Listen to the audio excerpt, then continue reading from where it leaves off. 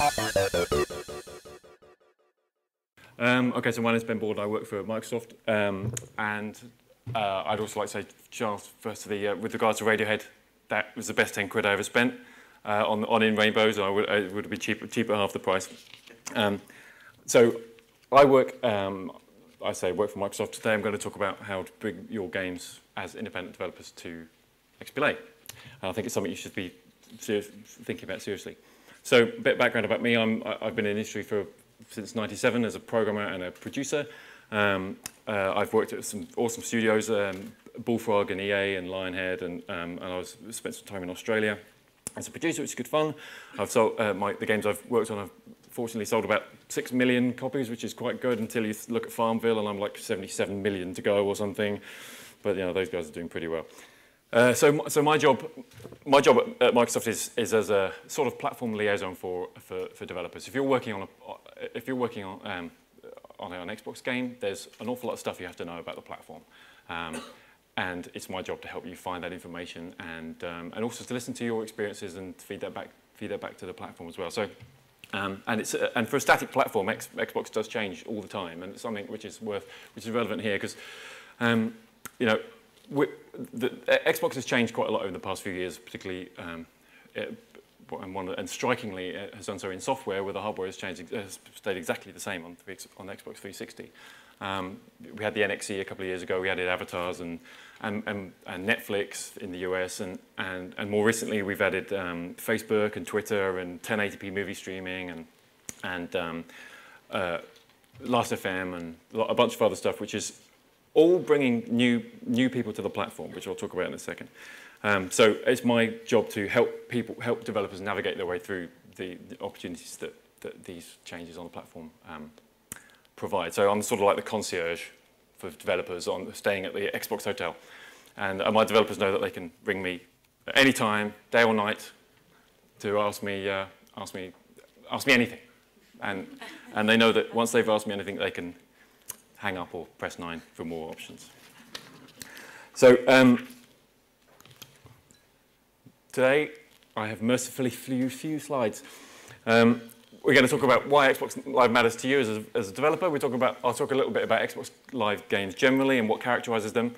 I want to talk about one in particular, which is a kind of a favorite of mine, but I also think is a great example of what you can do in Xbla. I want to talk about Xbla publishing options. I want to talk about how to go about talking to those people. And if I have time, which I'm beginning to wonder if I will, we'll talk about some other options we have on the platform. So there we go. So Xbox Live is Xbox's online service. It's tremendously successful. It's going really, really well. This is lots of very dev-unfriendly marketing stats, and it's lots of numbers there. Some big numbers, billions in there. We like billions. That's good. But really, the important thing is the important numbers here. This is a pretty important. That's a big gap down there. This is. I'll do that again. 23 million people are actively using Xbox Live. Now, so this is not people playing Xbox. This is people playing Xbox, using their Xbox online. So they're doing all sorts of things. They're playing games. They're downloading games. They are chatting with their friends. They're streaming movies. They're listening to music. And they're dressing up their avatars like Jedi and footballers and chickens and pirates and assassins and so on, and sharing it with their friends and having a good time. There are more people doing this on our platform today than there have ever been on any home console.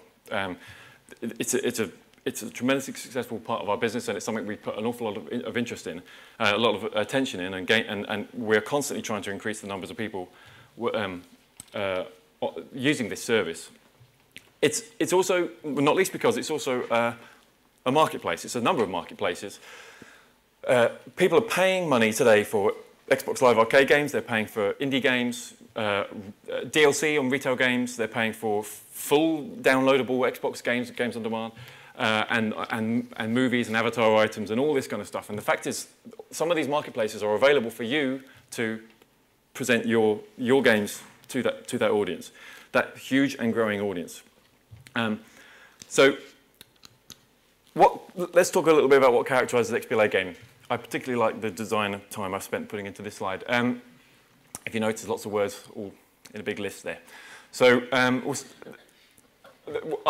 think that I didn't want to assume, it's hard to know exactly what the level of sort of awareness of everything is here, so apologies if you know all this stuff already. But I think it's fair to say that XBLA games as a design are sort of pitched somewhere between full retail games and coin-op arcade, original arcade as I think about it. Plug in your quid. And they're somewhere in between. They're sort of bite-sized experiences, often level-based.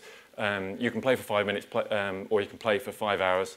But you can pretty much stop at any moment and not lose any, or lose very little progress, and then you're never going to start again wondering what it was you were doing before. I think that's the sort of important thing. They are really good. The standard of Xbox Live arcade games is increasing and has done over the past few years, and I think this is a good thing. You could argue that presents a higher barrier to entry. Well, I mean, that's a fair comment, but at the same time, the quality of those games has been increasing, and I think that's good for I think that's a good thing for everybody, and it certainly makes some great games. It supports paid DLC. If you don't just have to produce your game, put it out in the market, and then on to the next one. You can continue to support it with added paid content that earns you more revenue. There's a trial mode. Every Xbox Live game has a trial mode, as you're probably aware. And the design and the content of that trial mode is probably one of the most important decisions you'll ever make as you're working on your Xbox Live arcade game. Because all the marketing in the world that you do for your game will hopefully lead to people downloading the trial game. And at that point, they don't care how flashy your adverts are, they just want the game to be good. And if you can get it's all about the so-called attach rate. It's the conversions from trials to full games, and that's where you'll earn your money. There have been a number of success stories, and I was sort of loath to list these because I'm sure I'm going to miss some, but there are some significant ones like Battlefield 1943 released not too long ago, and EA announced that that's recently passed 1 million sales on XBLA. This is significant stuff. And compare that to 2.3 million sales that they also announced for Battlefield Bad Company 2 on the next gen, across all the next-gen platforms. So it's a big deal. Some other titles you're probably aware of: Worms, huge; Trials HD, Explosion Man, Shadow Complex, Castle Crashers, Kingdom of Keflings did really well. Geometry Wars we know about. Trials HD, Braid, Trials HD,